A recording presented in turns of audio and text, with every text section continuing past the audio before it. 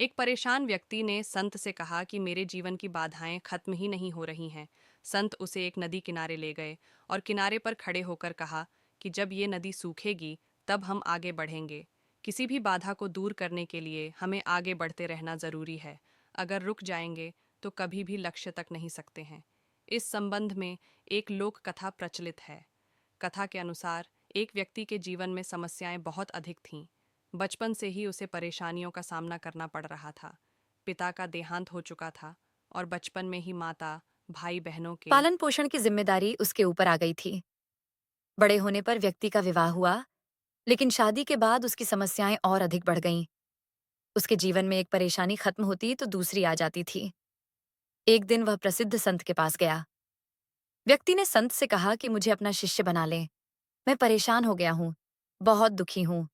संत ने कहा कि ठीक, तुम मेरे शिष्य बन जाओ। मुझे बताओ क्या परेशानी है। शिष्य ने कहा कि गुरुजी, एक समस्या खत्म नहीं होती और दूसरी सामने आ जाती है। इस कारण मैं बहुत दुखी रहता हूँ। किसी भी काम में सफलता नहीं मिल पाती है। गुरु ने कहा कि ठीक है, मैं तुम्हारी समस्याओं का हल बता दूंगा। अभी तुम मेरे साथ चलो। गुरु नए शिष्य को लेकर नदी किनारे गए। किनारे पर पहुंचकर गुरु ने कहा कि हमें ये नदी पार करनी है। ये बोलकर वहीं खड़े हो गए। शिष्य भी गुरु के साथ खड़ा हो गया। कुछ देर बाद शिष्य ने कहा कि गुरुदेव, हमें नदी पार करनी है, तो हम यहाँ क्यों खड़े हैं? गुरु ने जवाब दिया कि हम इस नदी के सूखने का इंतजार कर रहे हैं। जब ये सूखेगी हम इसे आसानी से पार कर लेंगे। शिष्य को आश्चर्य हुआ। वह बोला, गुरुजी, ये कैसी बात कर रहे हैं? नदी का पानी कैसे और कब सूखेगा? हमें नदी को इसी समय पार कर लेना चाहिए। संत ने कहा कि मैं तुम्हें यही बात समझाना चाहता हूँ।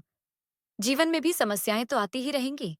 हमें रुकना नहीं है, लगातार आगे बढ़ते रहना है। तभी तो हम उन्हें हल कर पाएंगे। आगे बढ़ते रहेंगे तो समस्याओं के हल मिलते जाएंगे। अगर रुक जाएंगे तो एक भी बाधा पार नहीं हो पाएगी। शिष्य को गुरु की बात समझ आ गई और उस दिन के बाद उसकी सोच बदल गई।